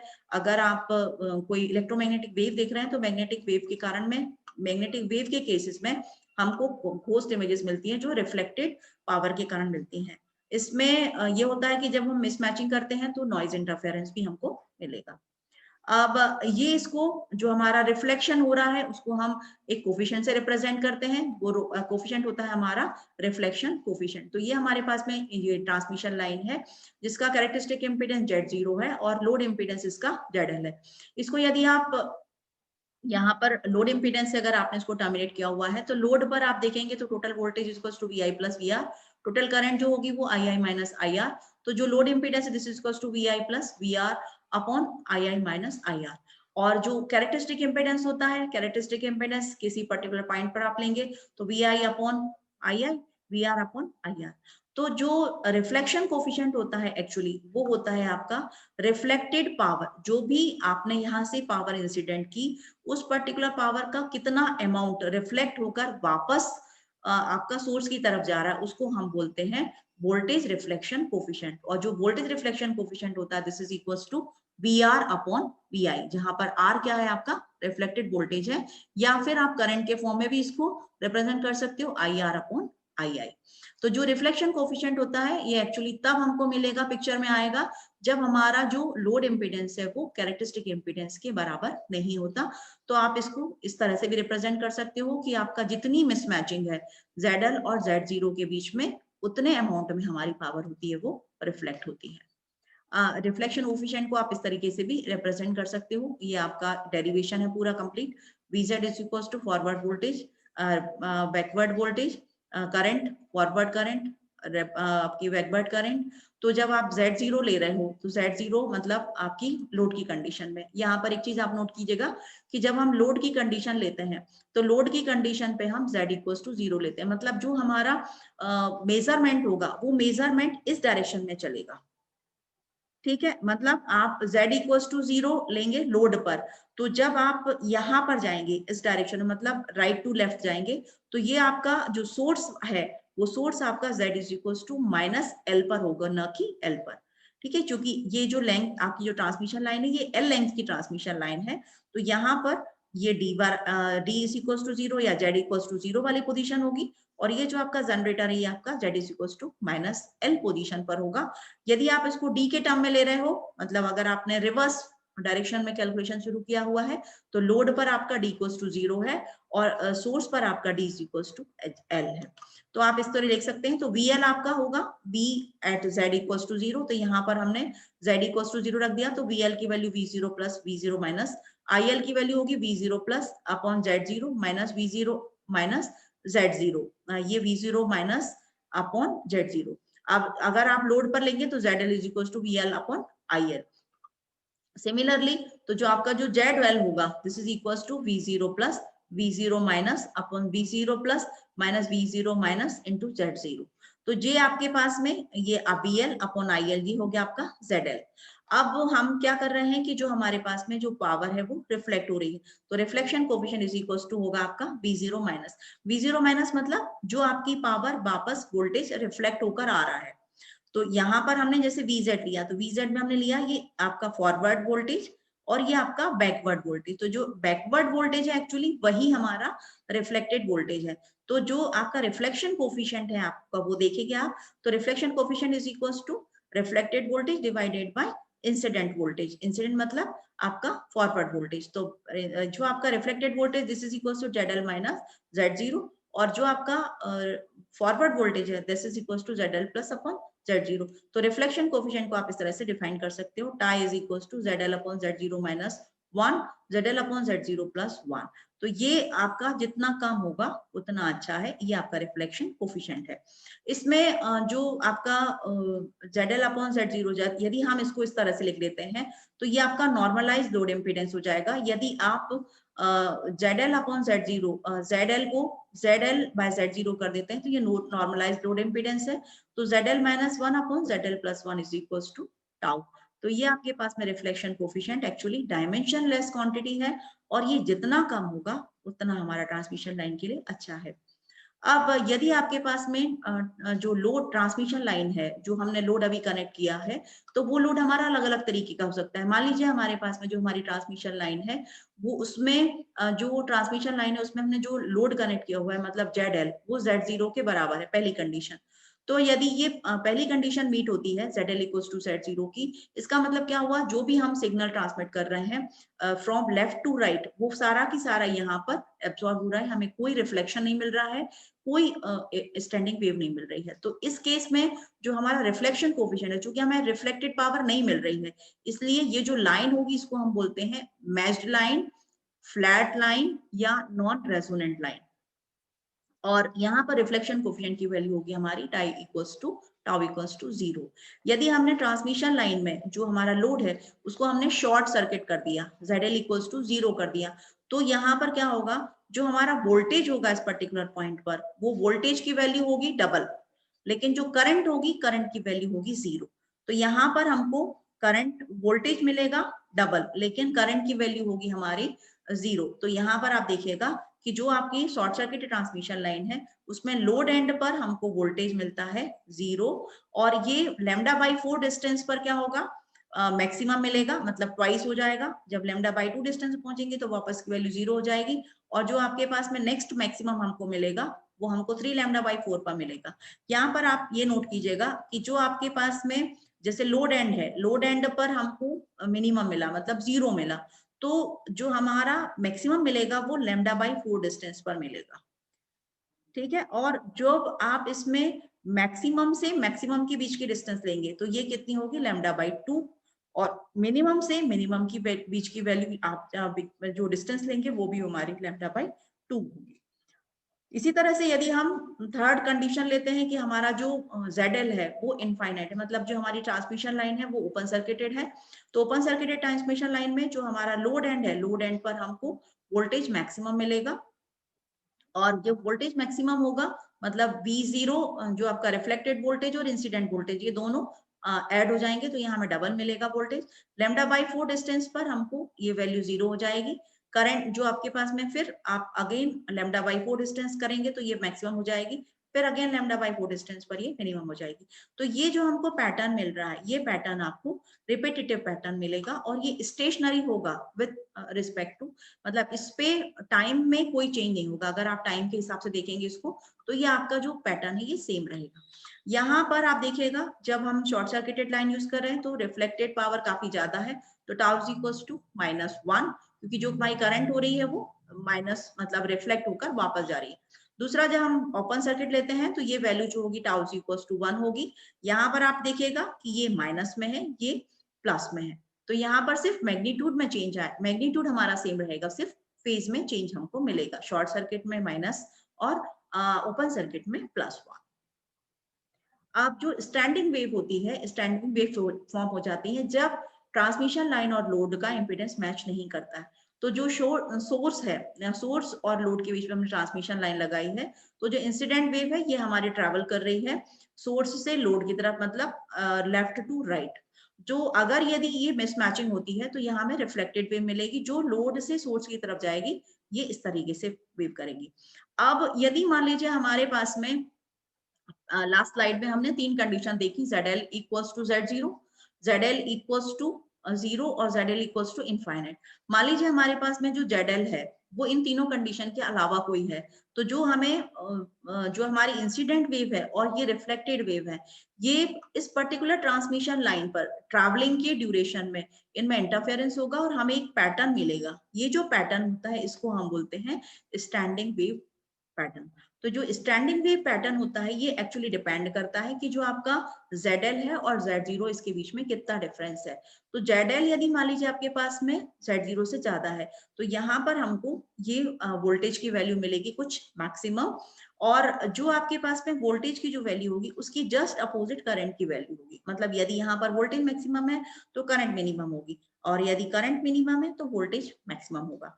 और ये जो आपके पास में मैक्सिमा से मैक्सिमा और मिनिमा से मिनिमा की जो वैल्यू होगी वो हमको λ/2 के डिस्टेंस पर होगी। दूसरा जो हमारा मैक्सिमा और मिनिमा है इनके बीच की डिस्टेंस हमारी λ/4 होगी। अब ये जो स्टैंडिंग वेव्स हैं, ये स्टैंडिंग वेव्स आपके पास में आप इस तरह से देख सकते हो कि ये हमारे पास में सोर्स है। इस सोर्स को हमने इस एंटेना से कनेक्ट किया हुआ है। एंटेना का हमारा इम्पीडेंस है ये RL, load impedance plus antenna का इम्पीडेंस RR प्लस XA। तो जो हमारे पास में लोड इम्पीडेंस एंटेना का है वो है ZA। जब ये ZA इस पर्टिकुलर ट्रांसमिशन लाइन के इम्पीडेंस से मैच नहीं करेगा तो जो ट्रांसमिशन लाइन है इस पे हमको स्टैंडिंग वेव फॉर्म हो जाएगी। ये जो स्टैंडिंग वेव होती है ये मिसमैचिंग के कारण होती है, और इनमें जो आपका जो पैटर्न है वो स्टेशनरी होता है विद रिस्पेक्ट टू टाइम। जो अब जो हमने पैटर्न देखा उस पैटर्न को हम किसी रेशो से मतलब एक रेशो से हम उसको डिफाइन कर सकते हैं। तो जो रेशो होता है वो रेशो कहलाता है हमारा standing wave ratio. Standing wave ratio is equals to I maximum upon I minimum is equals to V maximum upon V minimum. जब हम इसको V से रिप्रेजेंट करेंगे मतलब V max upon V min का रेशो लेंगे तो उसको हम बोलते हैं voltage standing wave ratio. This is also equals to Z load upon Z0 या Z0 अपॉन Z2। इसमें हमें ये ध्यान रखना पड़ता है कि हम न्यूमेरेटर में वो क्वांटिटी लेंगे विच एवर इज ग्रेटर। अब जो अगर आपके पास में कोई जो आपकी वेव है इसमें स्टैंडिंग वेव रेशियो का क्या यूज है, क्या सिग्निफिकेंस है, तो एक्चुअली जो हमारे पास में लाइन ट्रांसमिशन लाइन है इन ट्रांसमिशन लाइन में जो SWR है वो लो होना चाहिए, ताकि जो हमारी ट्रांसमिशन लाइन है वो उससे कनेक्टेड जो सोर्स में मतलब सोर्स से कनेक्टेड जो इक्विपमेंट्स जैसे ट्रांसमीटर वगैरह है इनको डैमेज ना कर पाए। इसलिए जो हमारी ट्रांसमिशन लाइन है इनका जो SWR होता है वो कम होना चाहिए। दूसरा जो आपके पास में करंट पीक्स हैं वो उनमें भी क्या होता है जो लॉस होते हैं वो बढ़ जाते हैं अगर SWR आपका बढ़ रहा है तो। ये आपका स्टैंडिंग वेव है। और डिटेल में transmission line open line transmission में, तो ओपन लाइन ट्रांसमिशन लाइन में यहाँ आप देख सकते हो यहाँ पर जो वोल्टेज है ये वोल्टेज आपका सेम फेज में है। जब इंसिडेंट होता है ये इंसिडेंट होकर वेव गई, रिफ्लेक्ट होकर जब वेव जाएगी तो यहाँ पर वोल्टेज में कोई फेज चेंज मिलेगा तो यहाँ ऐड हो जाएगा। लेकिन जो करंट होगी करंट में 180 डिग्री का फेज चेंज होता है तो यहाँ पर करंट की वैल्यू 0 हो जाएगी। सिमिलरली अगर आप शॉर्टेड ट्रांसमिशन लाइन ले रहे हैं तो शॉर्टेड ट्रांसमिशन लाइन में जस्ट अपोजिट होगा नेचर। मतलब जो करंट होगी करंट की वैल्यू हमारी सेम रहेगी, एक ही फेज में रहेगी शॉर्टेड होगा अगर तो। और जो आपका वोल्टेज होगा वो शॉर्ट सर्किटेड लोड पर जाकर वो वोल्टेज होगा 180 डिग्री फेज डिफरेंस हो जाएगा। तो यहाँ पर हमें लोड एंड पर वोल्टेज के फेज डिफरेंस के कारण यहाँ पर जो रिजल्टेंट वोल्टेज मिलेगा दैट विल इक्वल्स टू 0। अब जो SWR है और रिफ्लेक्शन कोफिशिएंट है इसमें ये रिलेशन है। तो जो SWR होता है वो हमारा पॉजिटिव रियल नंबर होगा, और जो हमारा रिफ्लेक्शन कोफिशिएंट होता है ये हमारा पॉजिटिव भी हो सकता है, नेगेटिव हो सकता है और कॉम्प्लेक्स नंबर भी हो सकता है। जो SWR है it should be greater than और इक्वल्स टू 1, और जो हमारा जो मैग्नीट्यूड होगा रिफ्लेक्शन कोफिशिएंट का it will be less than और इक्वल्स टू 1। इसको हम इस तरह से रिप्रेजेंट कर सकते हैं SWR is equals to V max upon V minimum। तो V max is equals to VI plus VR, V min is equal to V minus VR। तो आप इसको इस तरह से VI plus tau VI, VI minus tau VI। तो SWR is equals to Z0 upon ZL 1 plus tau upon 1 minus tau, या tau के form में अगर आपको लिखना हो तो tau is equals to SWR minus 1 upon SWR plus 1। अब स्टैंडिंग वेव से रिलेटेड कुछ जो फॉर्मूलाज हैं वो उसको हम समराइज कर लेते हैं। तो जो स्टैंडिंग वेव है actually it is formed by the addition of incident और रिफ्लेक्टेड वेव, और उसमें नोडल पॉइंट्स होते हैं और वो स्टेशनरी रहते हैं with time. Voltage standing wave ratio जब हम ले रहे हैं तो हम क्या करेंगे V मैक्सिमम और V मिनिमम का रेशियो लेंगे। तो जो आपके पास में वोल्टेज स्टैंडिंग वेव रेशियो को जब हम डेसिबल में रिप्रेजेंट करते हैं तो हमारे पास में स्टैंडिंग वेव रेशियो आएगा। तो standing wave ratio is equals to 20 log 10 VSWR। Maximum impedance जो होगा लाइन का वो होगा Z max is equal to V max upon I min। और जो मिनिमम इम्पीडेंस होगा this is equal to V min upon I max. यहाँ पर हम जेड मैक्स अगर ले रहे हैं तो यहाँ पर हमारा न्यूमेरेटर में वोल्टेज मैक्स होना चाहिए, या हम जेड भी नहीं ले रहे हैं तो जो न्यूमेरेटर में हमारा वोल्टेज मिनिमम होना चाहिए। या फिर इसको आप इस तरह से भी रिप्रेजेंट कर सकते हो कि Z one is equal to Z zero upon VSWR। इनमें रिलेशनशिप भी आप देख सकते हो, VSWR is equal to 1 plus tau upon 1 minus tau, जहां पर टाउ क्या है आपका रिफ्लेक्शन कोफिशिएंट है, या tau is equal to VSWR minus 1 upon VSWR plus 1। अब आते हैं हम ट्रांसमिशन लाइन पर। यदि मान लीजिए हमने लैम्डा बाई 4 की ट्रांसमिशन लाइन ली है, तो जो लैम्डा बाई 4 लेंथ की जो ट्रांसमिशन लाइन होती है उसको हम बोलते हैं क्वार्टर वेव ट्रांसफॉर्मर, और इसको हम एक इम्पीडेंस इन्वर्टर की तरह यूज करते हैं। तो नॉर्मली मैचिंग के लिए इसका काफी यूज होता है। तो यदि मान लीजिए आपके पास में ये ट्रांसमिशन लाइन है, इसका इनपुट इम्पीडेंस Zn है, तो इस इम्पीडेंस को आप, हमने पहले जैसे जो फॉर्मूलाज डिराइव किए हैं उसमें से आप देख सकते हो, यदि इसको लोड इम्पीडेंस से आपने कनेक्ट किया हुआ है, मतलब आपका लोड रेजिस्टेंस RL है, इस ट्रांसमिशन लाइन जो लैम्डा बाई 4 की ट्रांसमिशन लाइन है इसका इम्पीडेंस Z1 है, तो जो Zn की वैल्यू होगी that is equal to Z1 RL plus J Z1 tan beta L upon Z1 plus J RL tan beta L। अब हमारे पास में जो लाइन है, इस लाइन की लेंथ हमारी है लैम्डा बाई 4, तो बीटा एल की वैल्यू कितनी होगी, beta L is equal to 2 pi by lambda, beta की value L is equal to lambda by 4, तो बीटा एल की वैल्यू कितनी आएगी, पाई बाय 2। तो जो बीटा एल है, बीटा एल की वैल्यू पाई बाय 2 पर कितनी होगी, इनफाइनाइट। तो जो Zn की वैल्यू हमारी आएगी वो आएगी Z1 into R L plus J Z1 infinity upon Z1 plus ZRL infinite, इसकी वैल्यू इक्वल टू हो जाएगी Z1 स्क्वायर अपॉन RL। तो जो Zn की वैल्यू आएगी वो Zn की वैल्यू आएगी हमारी Z1 स्क्वायर अपॉन RL।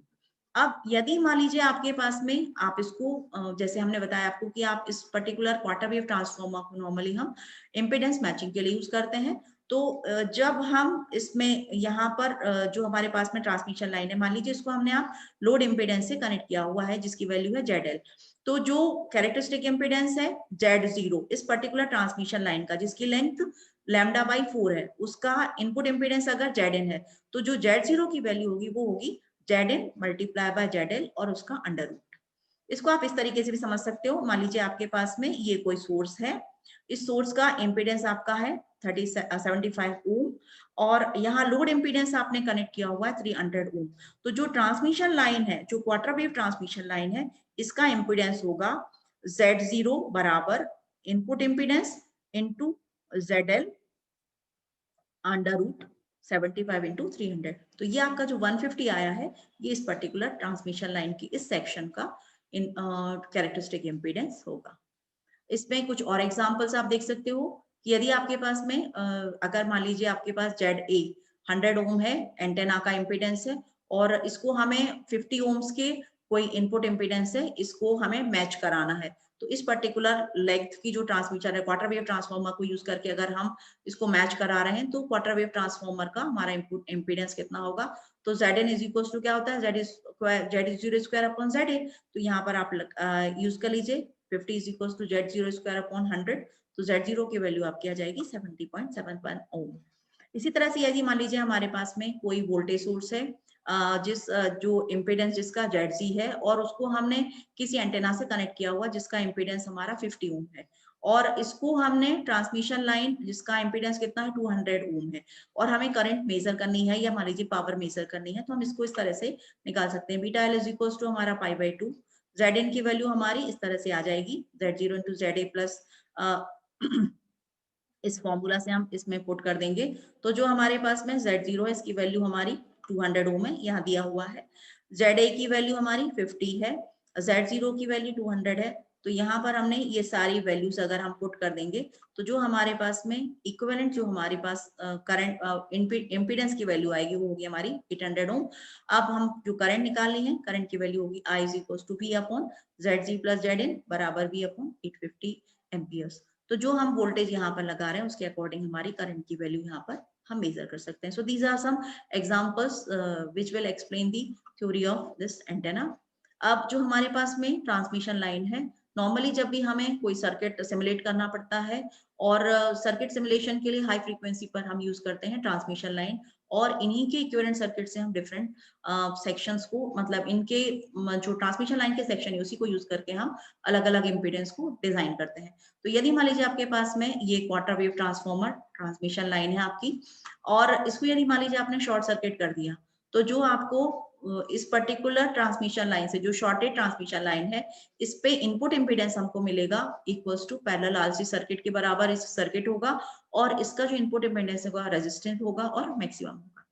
यदि मान लीजिए इस पर्टिकुलर ट्रांसमिशन लाइन को आपने ओपन कर दिया है, तो जो हमारा सर्किट है अब वो सीरीज एलसी सर्किट होगा और उसका इनपुट इम्पीडेंस रेजिस्टिव होगा और मिनिमम होगा। यदि जो हमारे पास में ट्रांसमिशन लाइन है वो शॉर्टेड है, लेकिन उसकी लेंथ λ/4 से कम है, मतलब वो शॉर्ट है, तो उस टाइम पर जो हमें कंपोनेंट मिलेगा वो मिलेगा इंडक्टर। ये ट्रांसमिशन लाइन जो λ/4 से कम लेंथ की ट्रांसमिशन लाइन यदि ओपन सर्किटेड है, तो ये एक कैपेसिटर की तरह बिहेव करेगी। सिमिलरली यदि आपके पास में जो आपकी ट्रांसमिशन लाइन है ये λ/4 से ज्यादा लेंथ की है, शॉर्टेड है, तो वो कैपेसिटर की तरह वर्क करेगी। यदि ट्रांसमिशन लाइन λ/4 से ज्यादा की है, मतलब ज्यादा लेंथ की है और ओपन सर्किटेड है, तो वो इंडक्टर की तरह बिहेव करेगी। इस तरह से हम अलग अलग कंपोनेंट्स को यहाँ पर इन ट्रांसमिशन लाइन के थ्रू डिजाइन कर सकते हैं।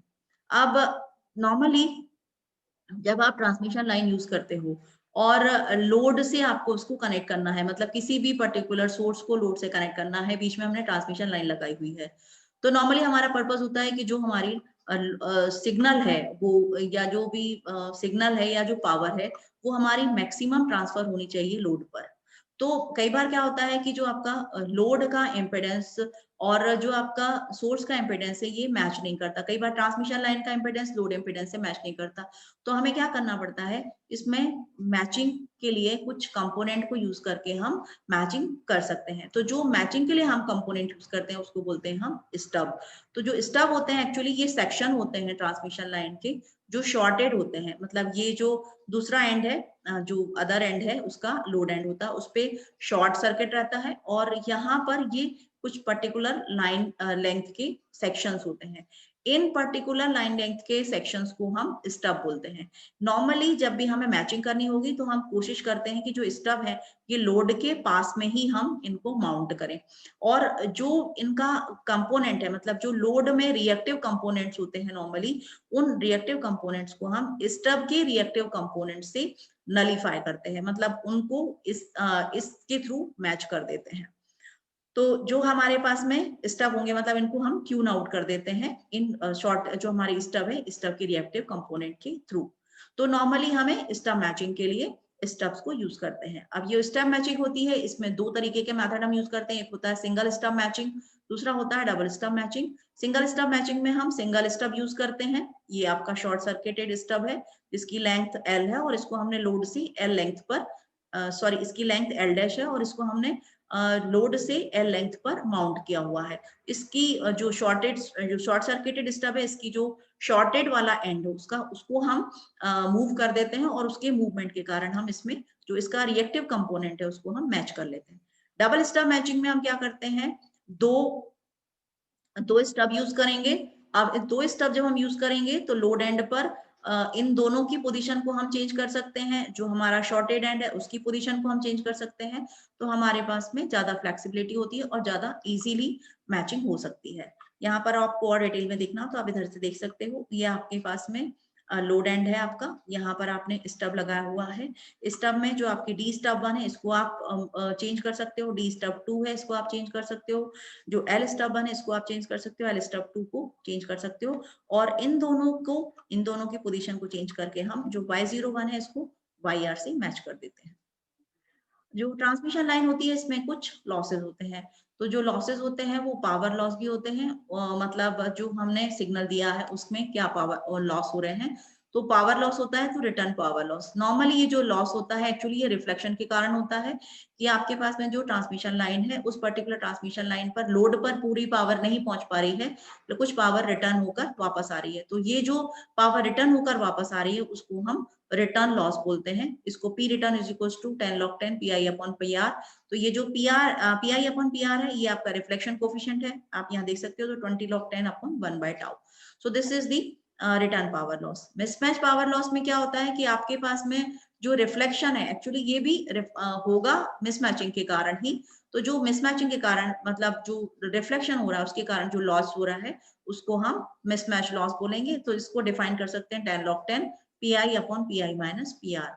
पीआई मतलब इंसिडेंट पावर और पीआई माइनस पीआर मतलब incident power minus reflected power. जो ट्रांसमिशन लाइन है वो हमारी किसी कंडक्टर की बनी होगी, मतलब उसमें जो हम मटेरियल यूज कर रहे हैं वो कंडक्टिंग मटेरियल है, वो परफेक्ट कंडक्टर नहीं है, मतलब उसमें कुछ रेजिस्टेंस है।